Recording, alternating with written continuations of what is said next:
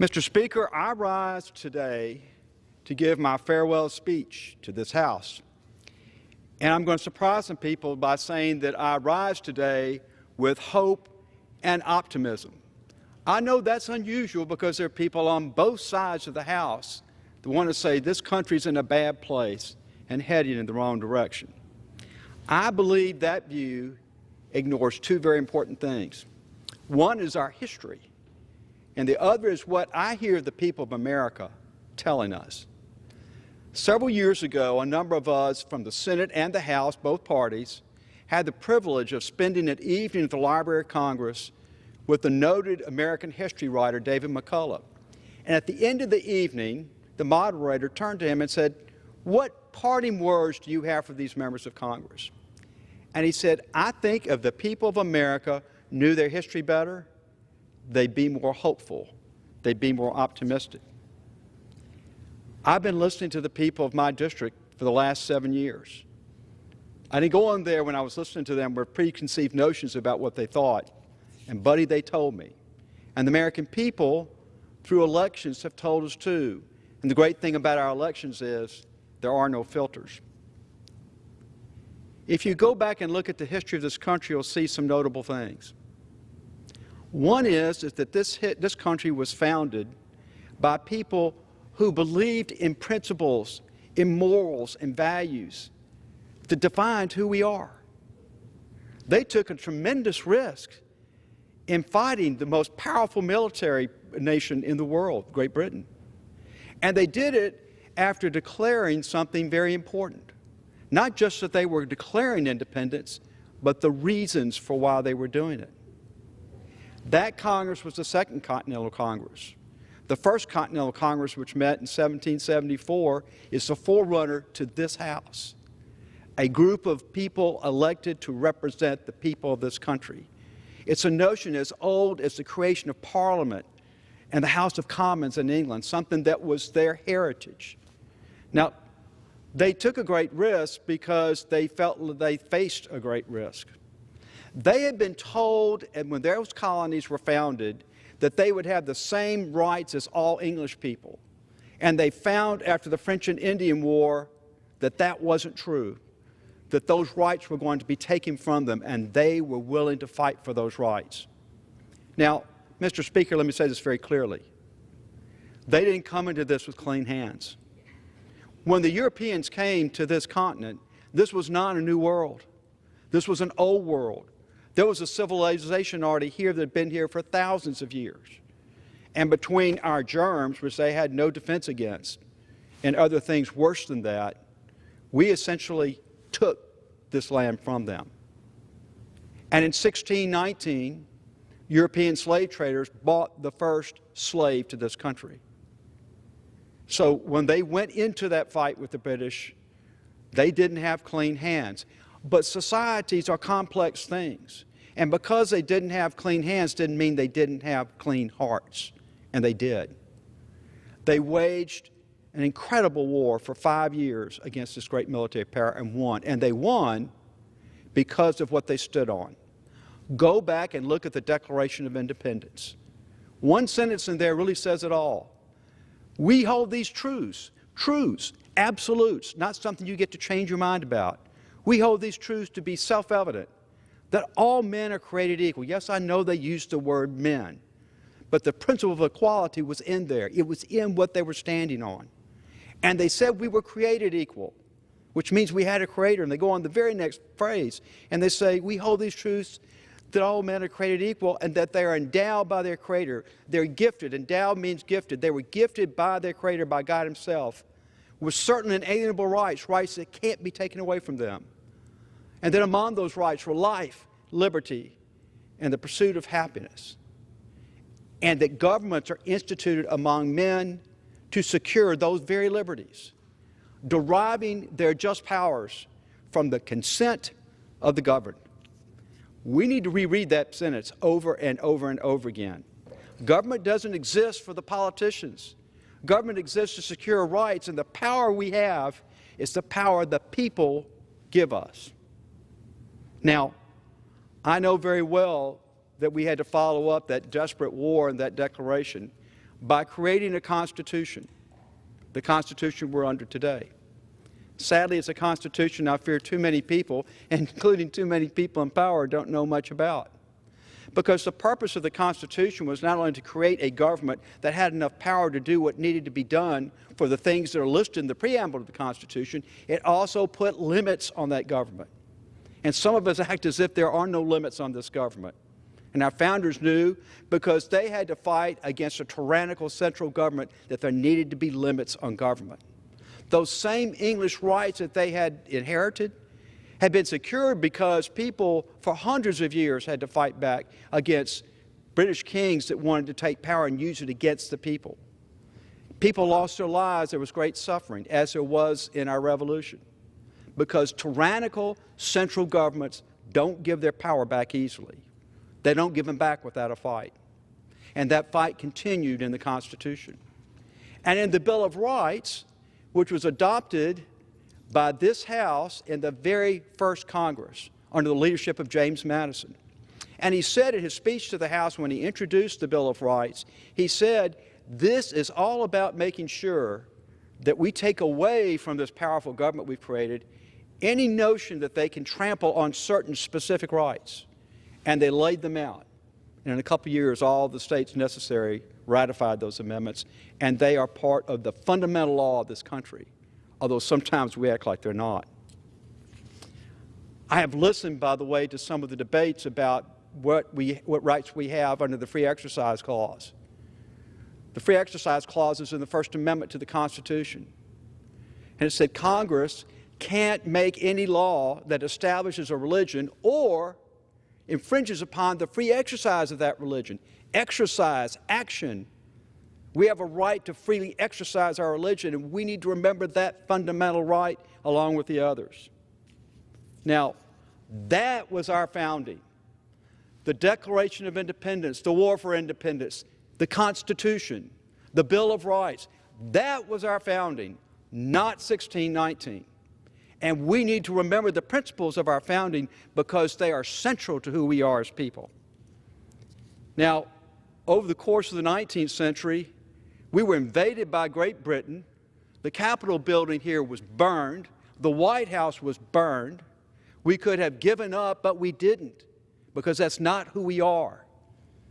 We not only survived, we fought on and built this great country so that by 1860, we not only bordered on the Atlantic Ocean, we bordered on the Pacific Ocean, and we bordered on the Rio Grande. We grew by leaps and bounds. And then in 1861, we entered another tragedy because the people that put that Constitution together failed in at least one critical regard. They failed to address the issue of slavery.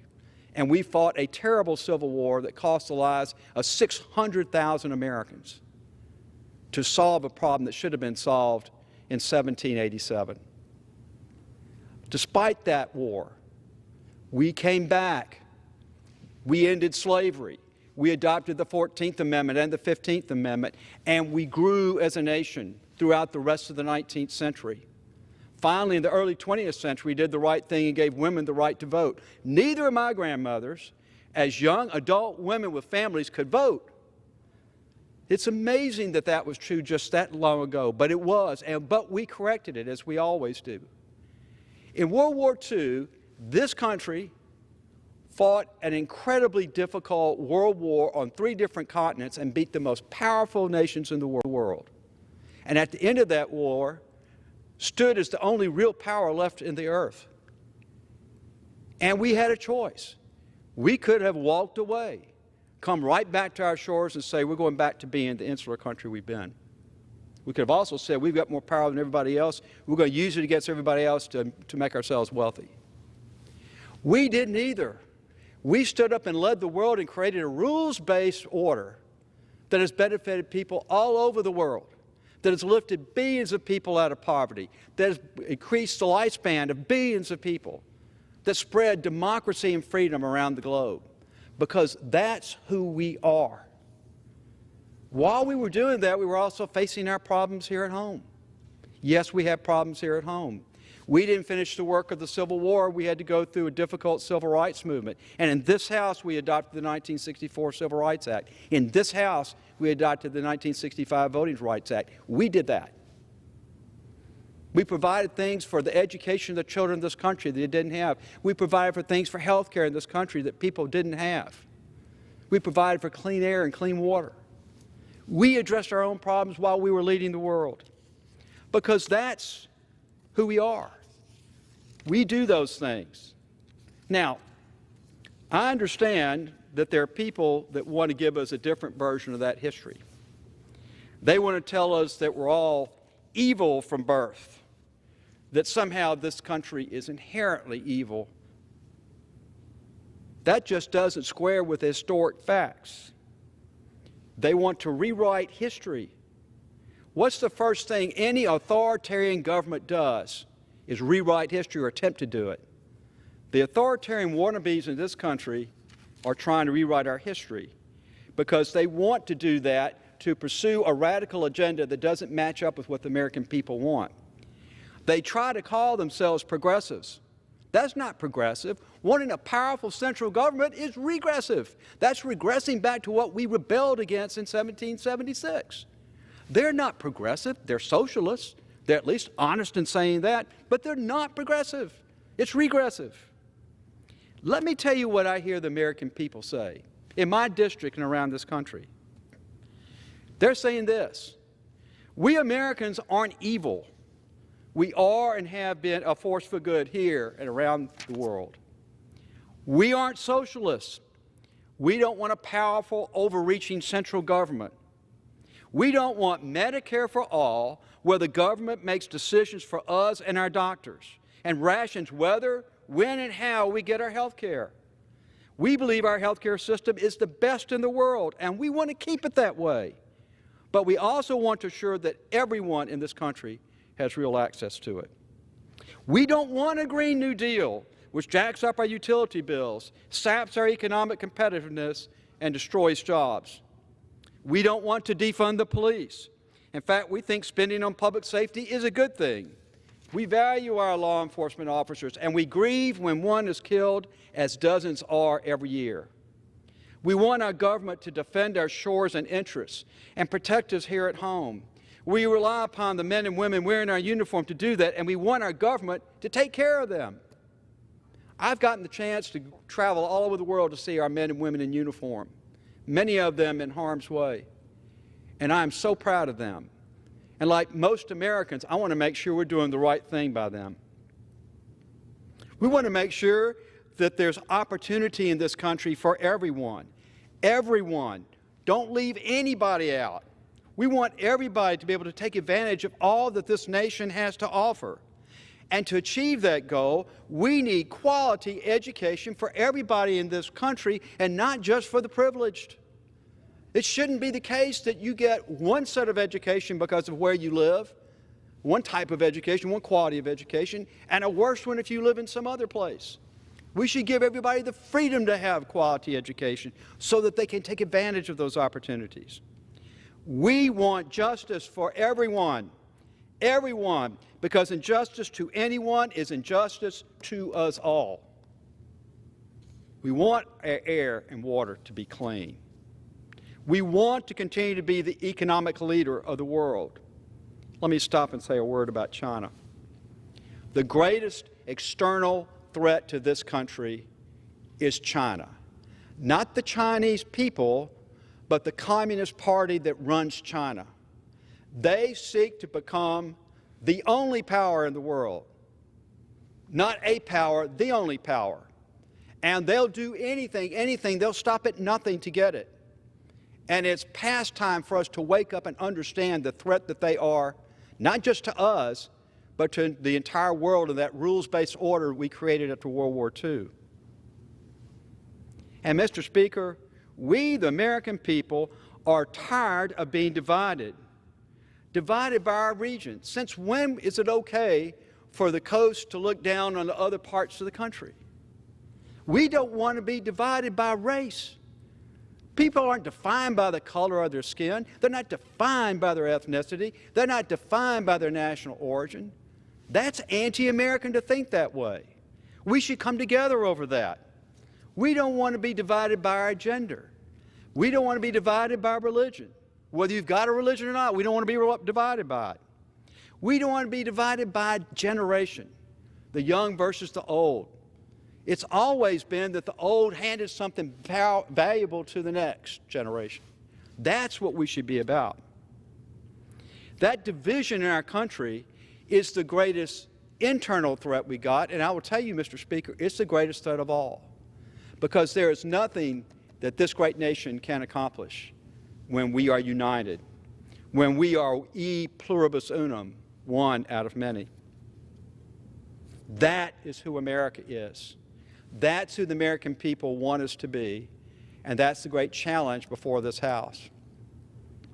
I've had a great experience here in Congress. I've met some wonderful people. I've had the privilege of serving the House Armed Services Committee, the Education and Labor Committee, and the Rules Committee. And I have seen a lot of important things be done here and be done right. The best legislation passed in this House is bipartisan legislation. The worst legislation is almost always partisan legislation. Usually it doesn't make it across the finish line, by the way. Our ability to work together should be what we should all be striving for in this House. And I hope the House to follow will do that. Before I take my leave, I want to say a few thanks. I want to thank the many members of this House who have befriended me and helped me on both sides of the aisle. I particularly want to thank my fellow colleagues in the Alabama delegation. They have been a great family to be a part of. I want to thank the staff. The staff of this House is amazing. So very helpful, so very competent, and we just couldn't get our jobs done without you. I want to thank the good people of Southwest Alabama. They gave me the great privilege of being here to represent them as their only representative. What an honor that's been. I hope and pray that I have fulfilled the trust that they put in me, because they're my bosses.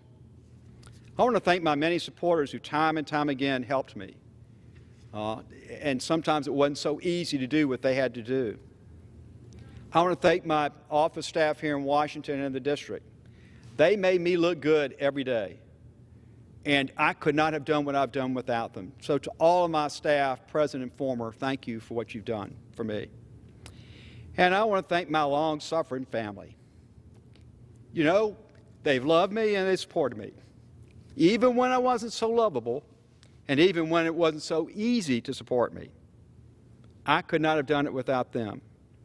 To my son Patrick, his wife Carolyn, my grandchildren McGuire and Ann Roberts, my daughter Kathleen, her husband Steve, and son Cooper, my daughter Laura, her husband Lieutenant Commander Stephen Prue, is now presently at the Pentagon, my son Colin, and most of all, I want to thank my wife Rebecca. You know, these are hard positions, and it's really hard to be the spouse of somebody in these positions. And Rebecca has done a tremendous job in supporting me in every way you could ask. She is truly the love of my life for 40 years now, and I want to thank her for all that she's done for me in all those 40 years, but particularly these last 7 years. And now, Mr. Speaker, I say farewell to this House. God bless you all, and God bless the United States of America.